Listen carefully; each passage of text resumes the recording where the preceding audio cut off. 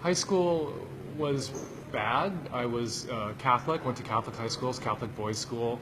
My dad was a Catholic deacon, my mom was a Catholic lay minister, and my family was very Catholic.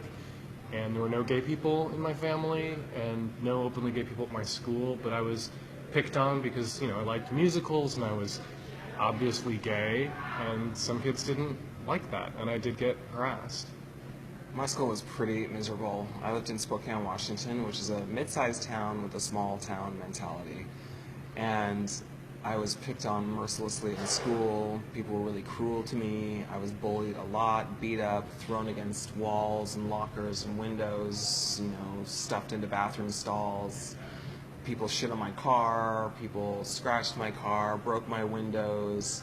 And my parents went in once to talk to the school administrators about the harassment I was getting at school, and they basically said, if you look that way, talk that way, walk that way, act that way, then there's nothing we can do to help your son. Honestly, things got better the day I left high school. I didn't see the bullies every day. I didn't see the people who harassed me every day. I didn't have to see the school administrators who would do nothing about it every day. Life instantly got better. If there are 14 and 15 and 16-year-olds, 13-year-olds, 12-year-olds out there watching this video, what I'd love you to take away from it really is that it gets better. However bad it is now, it gets better. And it can get great, and it can get awesome. Your life can be amazing, but you have to tough this period of it out, and you have to live your life so that you're around for it to get amazing, and it can and it will. When I first came out to my folks, they weren't thrilled. My mother said she never wanted to meet any of my boyfriends, or boyfriend, and I was never to bring a man around that I was dating to the house, ever. And my mother recently passed away, and she told me to let Terry know that she loved him like a daughter. And she did love you like you were my spouse, and you were welcome in the house, and our families are really accepting. And you would think, my evangelical Catholic parents and Terry's conservative Christian parents who sent him to that awful school, that our families would reject us forever and never get over it, and wouldn't embrace us. And both of our families, Terry's family, his mom, his stepdad, and my family, love us and accept us and include us. We're treated with the love and respect that we deserve as members of the family, and it's great. We have great families. We met out in a bar. I was out dancing, and I was out staring at cute boys dancing because I don't dance. And I came up to talk to a friend of mine who was in drag working the coat check, and Dan was there. And I had been saying to who is also a mutual friend of mine, we didn't know we had this friend in common, I'd been saying to the drag queen, oh my God, look at that cute boy, look at that guy, he's so gorgeous. And then Terry walks up to the coat check, and the drag queen says, tell him, don't tell me again, tell him, he's standing right in front of you, tell him.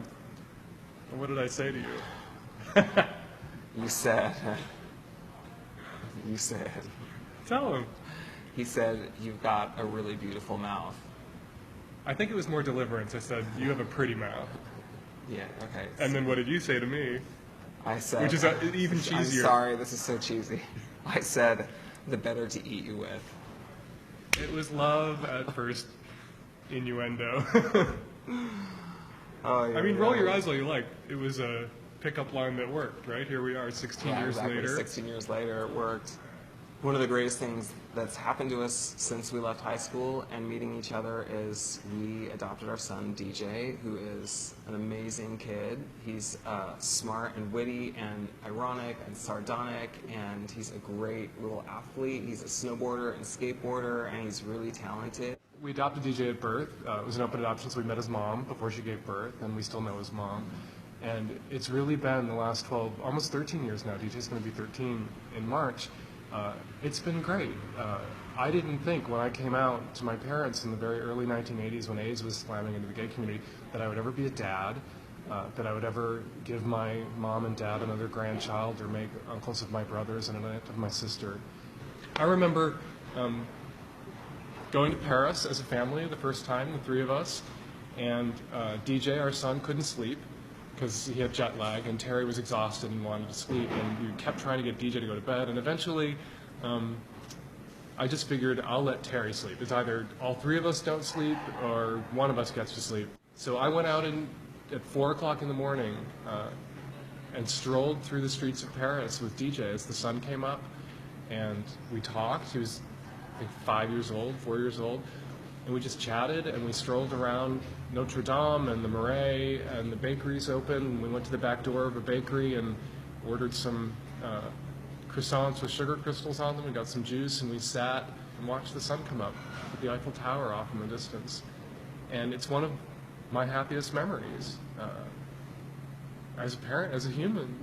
Some of my best memories include Dan and DJ just being on the top of mountains, complete bluebird, sunny day, and nothing but fresh powder below us, and all three of us can hit Plowing the mountain. Plow double black diamonds down together through avalanche country. Yeah, and if you had told my musical theater queen 14-year-old self that one day I'd be doing double black diamond runs on a snowboard, I would not have believed you.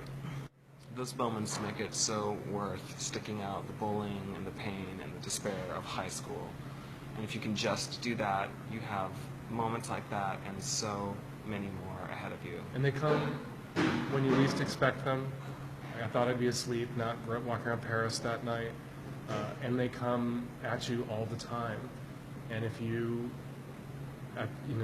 the worst time of your life, really, for many gay kids is high school. And if at that time of your life you choose to end your life, the bullies really won then, and you've deprived yourself of so much potential happiness. If my adult self could talk to my 14-year-old self and tell him anything, I would tell him to really believe the lyrics to Somewhere from West Side Story. There really is a place for us, and there really is a place for you. And one day you will have friends who love and support you, you will find love, you will find a community, and that life gets better, and that the bigots don't win. The people who were picking on me then are completely irrelevant. I don't know where they are now. I don't know if they're happy. I assume that they're miserable, because miserable people like to make other people miserable. And once I got out of high school, they couldn't touch me anymore. If I could say anything to any middle school or high schooler watching this who is having troubles in school with bullies, questioning their sexuality, or just questioning the way they look or act, I would say this: living well is the best revenge. And if you can live through high school, which you can totally live through high school, you're going to have a great life, and it's going to be the envy of all those people that picked on you while you were in high school or middle school. So just stick it out. It's painful now, but it's going to get so much better.